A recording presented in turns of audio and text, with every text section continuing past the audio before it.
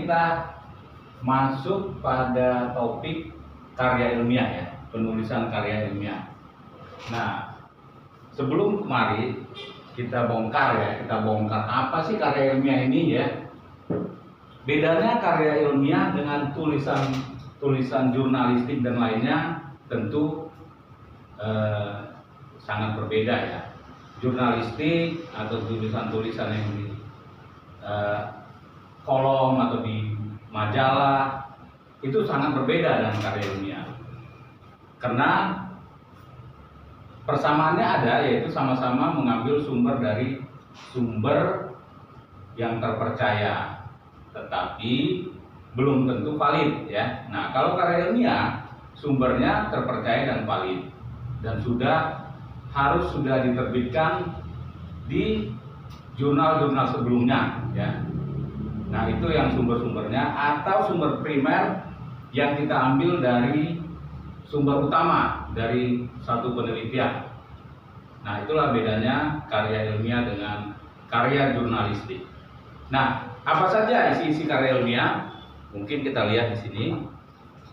Karya ilmiah itu biasanya ada juga sih yang berbeda sedikit, menambahkan sampai 7 bab ya. 7 subbab atau bab ya. Pertama pendahuluan, kedua tinjauan pustaka, ketiga metodologi penulisan, keempat analisis dan pembahasan, kelima kesimpulan dan saran daftar pustaka. Nah, ada juga yang menambahkan sampai ini 7 ya. Sebelum kesimpulan, dia ada analisis tambahannya ya, untuk mengolah data yang lebih mix atau bisa dikatakan mix method. Nah, ini yang biasa, yang normal ya. Nah, hari ini kita masuk pada pendahuluan ya, saudara-saudara semuanya. Jadi kita pendahuluan. Pendahuluan itu secara standarisasi untuk penulisan karya ilmiah itu ada 4, bahkan ada yang mengatakan 5. Itu tergantung cara penulisan di institusi masing-masing ya. Pertama adalah latar belakang, kedua permasalahan, ketiga tujuan dan manfaat ya. Ini yang standar ya, yang biasa. Nah, kita masuk ke latar belakang. Ada pertanyaan nggak sebelum masuk sini? Kita lanjut dulu. Lanjut, Pak. Oke. Kita masuk.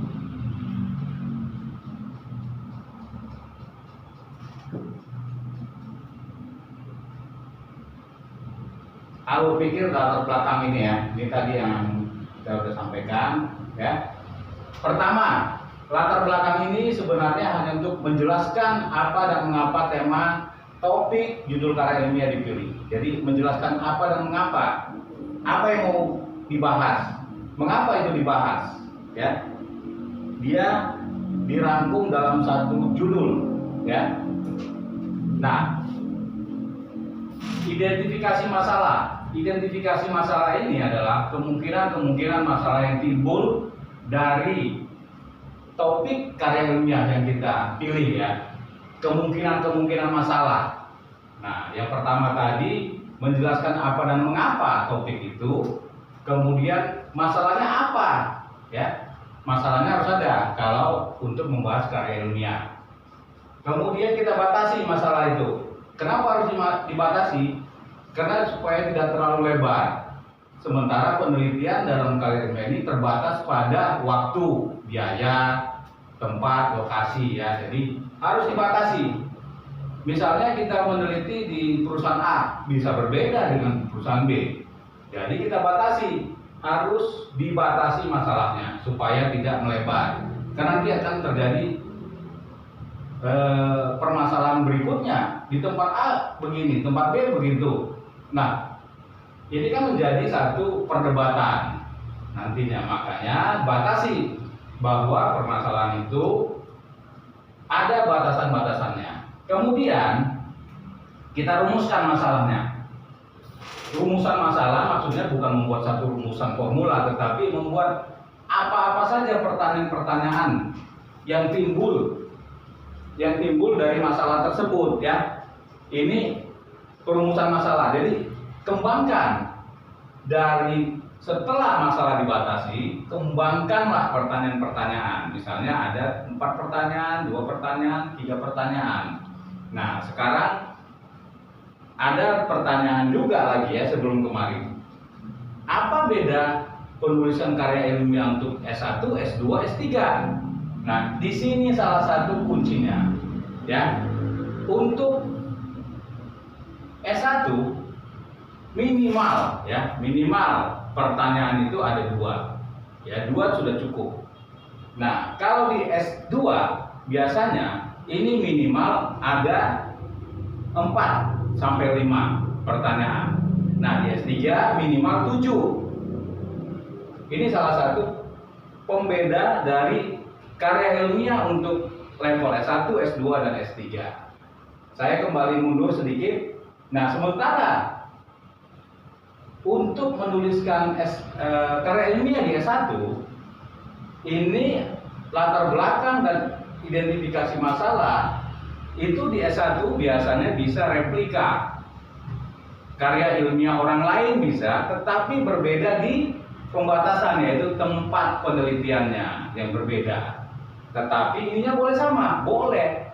S1 boleh, S2 tidak boleh, S3 apalagi. Nah, itu bedanya. Tetapi di sinilah beda S2 S3 adalah minimal pertanyaan itu.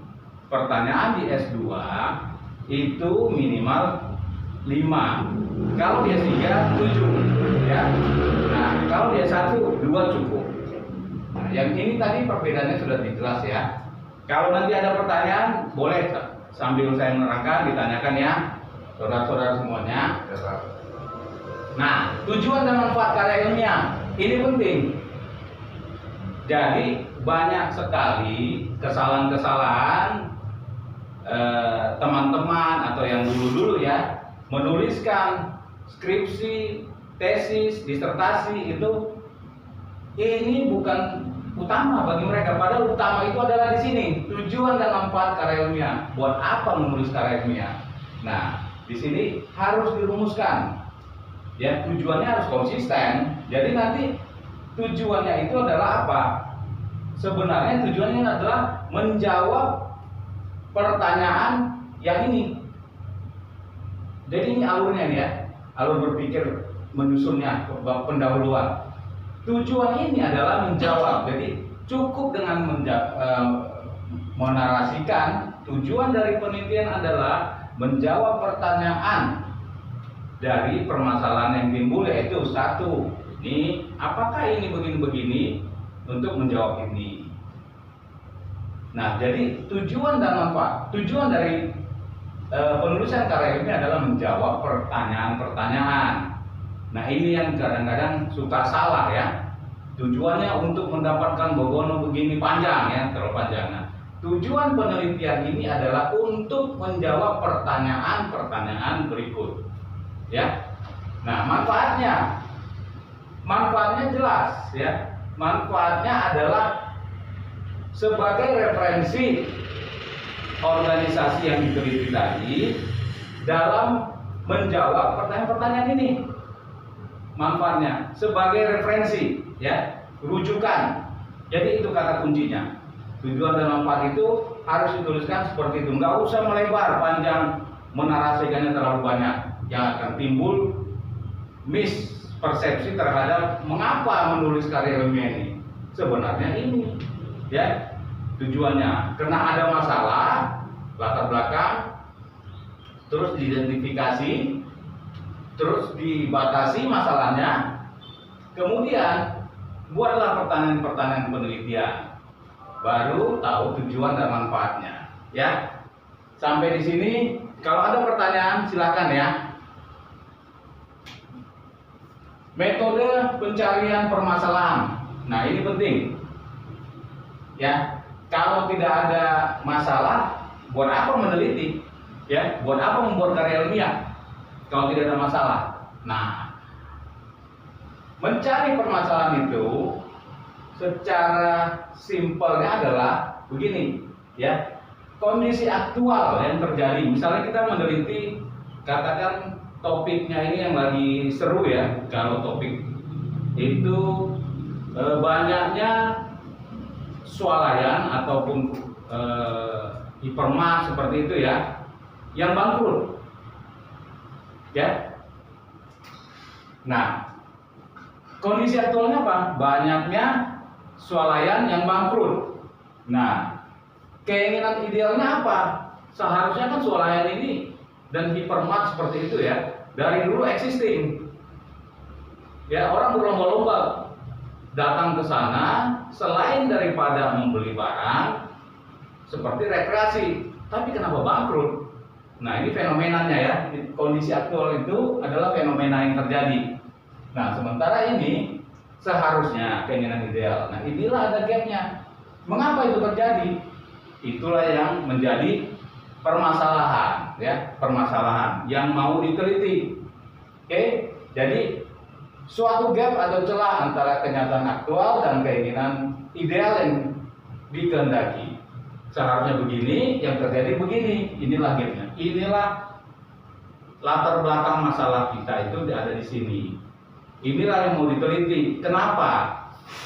Nah, seringkali kita kan nggak paham mau ngapain meneliti. Padahal sederhana. Ini yang harusnya, ini yang seharusnya, ini yang saat ini terjadi fenomenanya. Inilah gapnya. Ini yang mau diteliti. Ya. Nanti kalau ada pertanyaan langsung. Nah, cara menemukan masalah atau ide. Perlukah pertanyaan ini ya? Why, dan how? Ya, mengapa agar mudah menemukan ide yang tepat. Jadi, kenapa, dan harusnya bagaimana? Kemudian ada yang pemicu ide, ada di mana-mana, dibutuhkan sikap mental yang kondusif dan kebiasaan mengamati situasi sekitar. Nah, biasa melihat fenomena di luar. Terlihat misalnya ramenya orang pergi ke apa? Sekarang ini main slot kalau perilaku manusia. Kenapa bisa terjadi ini? Ya, itu juga fenomena. Kenapa lebih laku yang demikian? Nah, kemudian perlu mengetahui tempat atau situasi aktivitas apa yang dapat memicu ide kreatif untuk menulis. Ya, ini adalah idealnya. Tetapi ada yang paling gampang menulis karya ilmiah. Ya.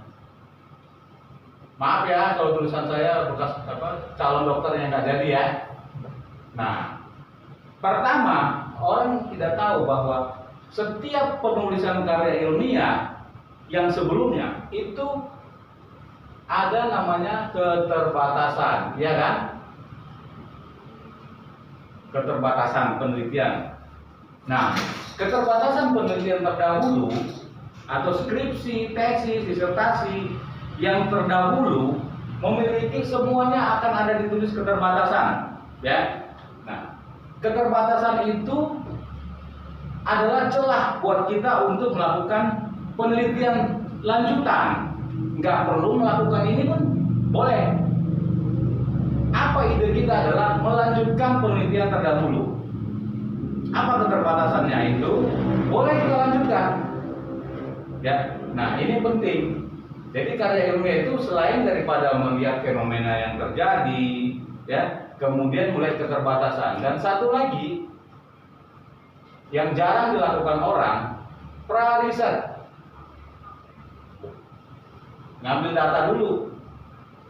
Misalnya, tadi kita bahas fenomena banyaknya supermarket atau swalayan atau hipermart yang bangkrut, tutup.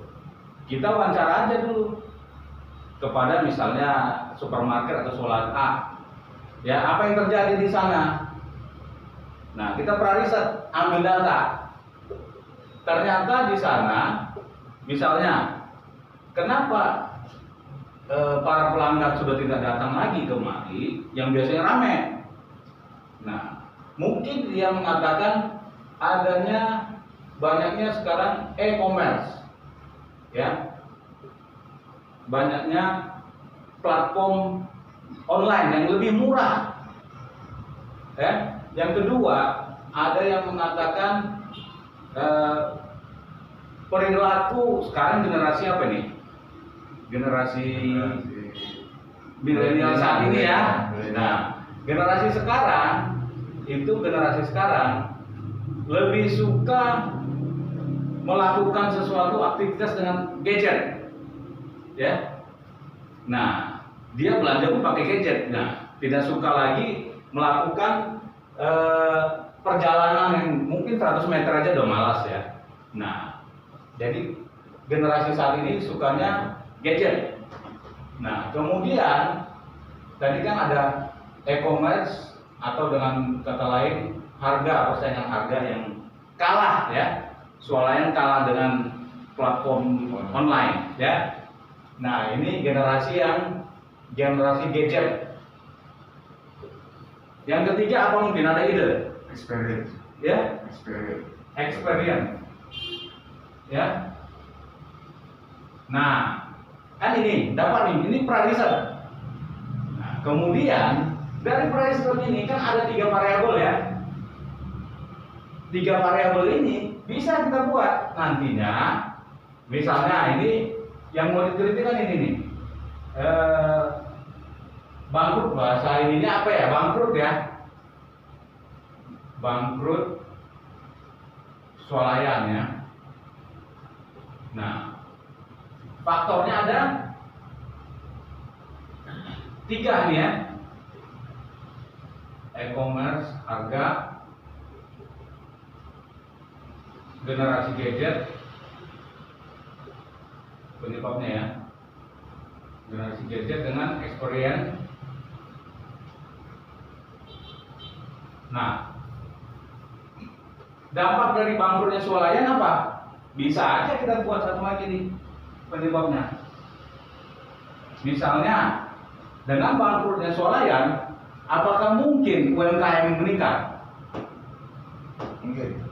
Nah, mungkin UMKM meningkat. Dapat satu model untuk penelitian, yaitu bisa kita buat, misalnya ini judulnya ya, pengaruh bangkrutnya swalayan, faktor-faktor yang mempengaruhi bangkrutnya swalayan dan berdampak terhadap UMKM meningkat. Ini kan belum tentu. Nah, inilah mau kita teliti, ya, kita analisis. Nah, dapat satu sederhana kan? Nah, itu melihat fenomena dengan cara pra-riset. Ya, lakukan pra-riset. Nah, kalau keterbatasan, kita melihat penelitian terdahulu, terbatasnya di mana? Pasti ada. Penelitian ini terbatas karena ya di lokasi yang kurang strategis. Ya, atau cuma meneliti 2 lokasi berbeda, maka kita buat aja lokasi yang lain lagi. Lanjutkan penelitian itu. Tidak salah ya. Sederhana. Oke? Nah, ini sudah kita bahas ya. Nah, ini kita bahas tadi. Bacaan laporan, ini kan sumber masalah, bisa ditemukan dari bacaan laporan hasil penelitian, seminar dan diskusi, pernyataan pemegang otoritas, pengamatan, pengalaman pribadi, browsing internet, ya. Sama ini kurang satu lagi adalah, ini tidak masuk laporan hasil penelitian sebelumnya ya. Ini keterbatasan. Nah, pra-riset ini masuk di sini, pengamatan, ya. Jadi banyak sumber masalah, jadi nggak usah pusing mau bikin penelitian atau skripsi, tesis, disertasi, sederhana aja. Nggak ada yang sulit di sini, ya. Hanya tinggal kita mau tentukan dulu masalah kita itu berdasarkan mana ini. Apakah berdasarkan pra-riset, dari hasil seminar diskusi dengan acara-acara seminar, ataukah ada pernyataan pemegang otoritas, misalnya Direktur BI mengatakan inflasi naik karena apa? Nah, bisa juga satu masalah kita teliti, ya. Browsing internet, pengalaman pribadi, dan pengamatan, ya. Oke, sampai sini apa ada yang mau ditanya atau gimana? Bisa dilanjutkan. Lanjut ya. Nah, pertimbangan menetapkan masalah. Sebenarnya sama seperti tadi, sederhana ya.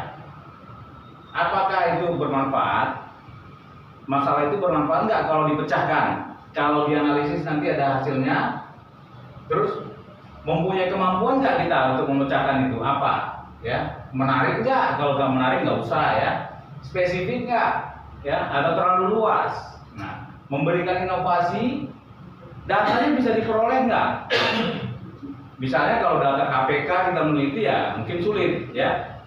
Jadi ini harus kita lihat hal-hal ini berkebermanfaatannya yang mau kita teliti, mempunyai kemampuan nggak kita untuk meneliti itu, menarik nggak, spesifik nggak, ada inovasi nggak di situ hasilnya nanti, data bisa diperoleh nggak. Nah, ini harus diketahui dulu sebelum kita mau menetapkan karya ilmiah kita ya.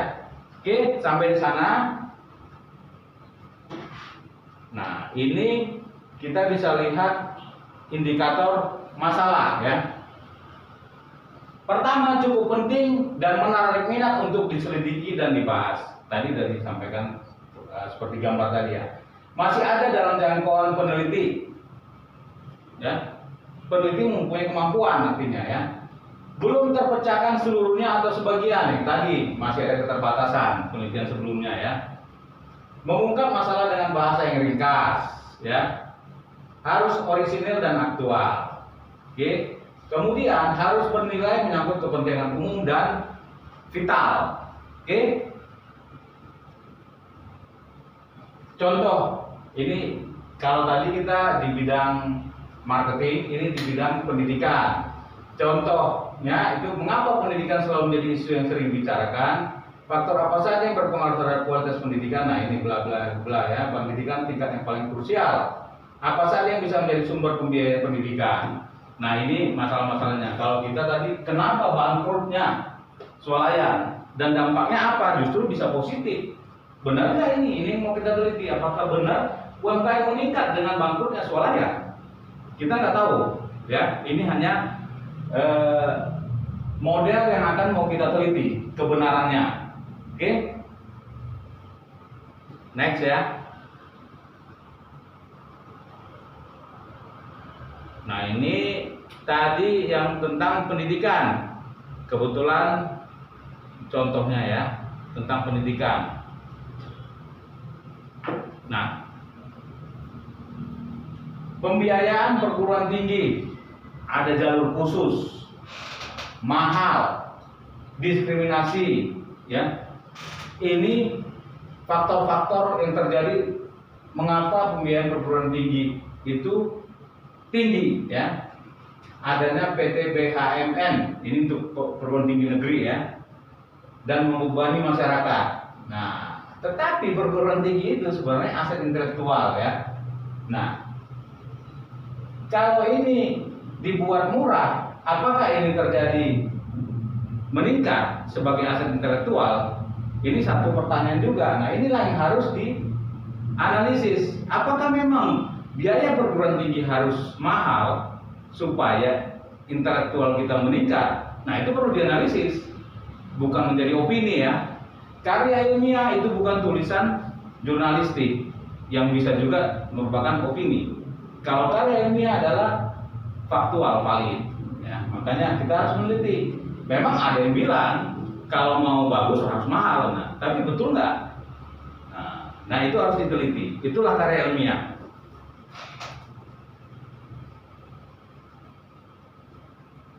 Nah, ini dia.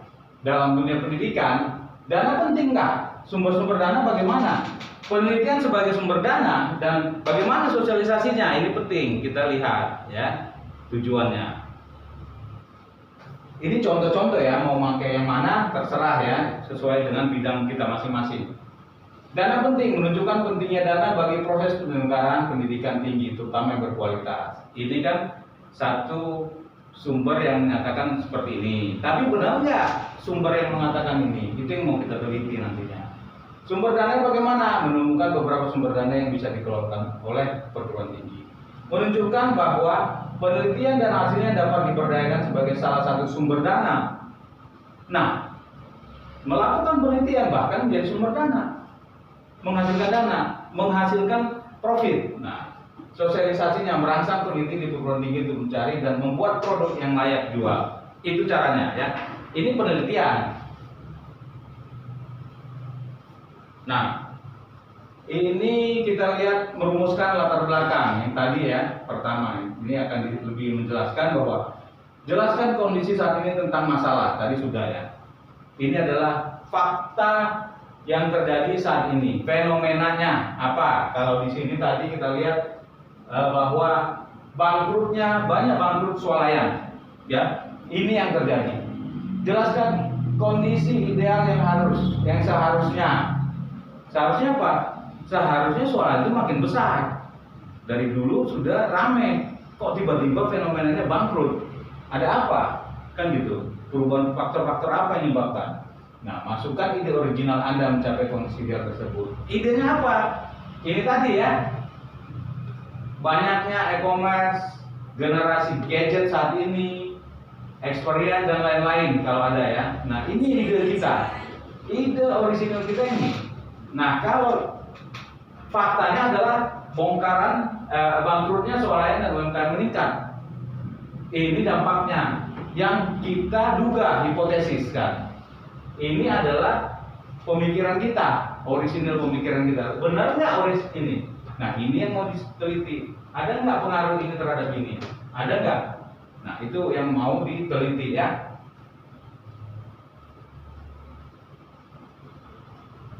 Nah, ini contoh latar belakang ya. Contoh latar belakang. Kita lihat ya, kecenderungan pembangunan di negara-negara berkembang. Ini boleh juga jadi satu topik dalam karya ilmiah. Pembangunan fisik yang mengabaikan aspek ekologis, ya. Perubahan fungsi lahan hijau. Nah, ini adalah pembangunan di negara-negara berkembang. Selalu seperti ini dan biasanya akan seperti ini. Setiap ada pembangunan, ya. Contohnya misalnya pembangunan untuk di Batam sana apa yang terbaru? Rempang, ya. Udah pasti ya pembangunan fisik mengabaikan aspek ekologis. Gimana mau dibangun Rempang kalau nggak di hutan akan harus dibabat dulu ya, wajib.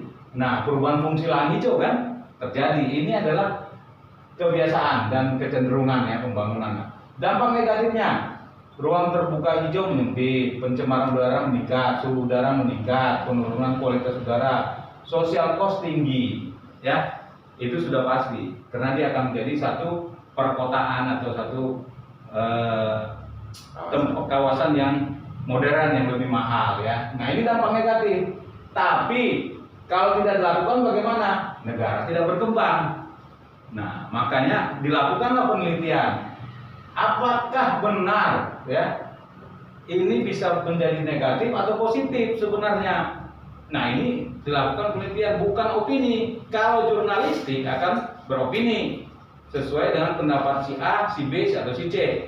Kalau karya ilmiah tidak, makanya ini seperti karya akademis ya, bahwa harus ada fakta yang valid membuktikannya ya. Oke. Kita masuk pada tahap perumusan masalah. Ya, kalau ada yang ini ditanyakan aja ya. Pertama, rumuskan masalah setajam dan sejelas mungkin. Ya. Kedua, berbentuk kalimat tanya atau kalimat pernyataan. Harus ada ini. Ya, inilah masalahnya sebenarnya, ya. Dari rumusan masalah diharapkan dapat disusun ditemukan kerangka berpikir untuk menjawab ini nantinya. Ya, kerangka berpikir kita ini kerangka berpikir model. Ya, inilah kerangka berpikir. Ya. Buatkan menjadi satu model yang kita analisis, benar nggak ini model? Karena bisa saja model ini nanti ini tidak ada, gitu. Hanya dua pengaruhnya, dan bahkan ini tidak ada, hanya ini sampai sini. Bisa setelah dianalisis secara statistik dan valid ya. Nah, perumusan masalah dalam bentuk pertanyaan hendaknya jelas dan padat, hindari yang terlalu umum. ya sempit dan argumentatif, maksudnya banyak perdebatan. Namanya pertanyaan penelitian aja. Apakah apakah e-commerce berpengaruh terhadap bangkrutnya swalayan? Apakah generasi gadget berpengaruh terhadap bangkrutnya swalayan? Apakah experience berpengaruh terhadap bangkrutnya swalayan? Apakah bangkrutnya swalayan berpengaruh terhadap UMKM meningkat? Itu pertanyaan penelitian, nggak usah banyak-banyak, nggak usah dipertanyain ya. Oke, dari sini baru nanti menjadi dasar menghasilkan judul. Ya, judul tadi bisa kita buat misalnya faktor-faktor penyebab bangkrutnya swalayan dan yang berdampak terhadap meningkatnya UMKM. Analisis faktor-faktor, di depannya ada kata analisis. Ya, oke. Perumusan masalah bukan judul. Ya ini tadi ada berapa ini? Apakah 1, 2, 3, 4, 5 pertanyaan penelitian. Ya, itulah perumusan masalah. Judulnya beda. Analisis faktor-faktor yang mempengaruhi bangkrutnya swalayan dan berdampak terhadap meningkatnya UMKM. Ya, oke. Sampai di sini kita lanjutkan lagi, kita break dulu sebentar ya. Siapa? Oke. Kita break dulu, isoma, istirahat, sholat, makan ya. Yang mau sholat dulu, yang mau makan dulu. Nanti kita ketemu kira-kira 30 menitan lagi ya. Oke? Ya Pak. Siap. Oke ya. Terima kasih. Selamat sore.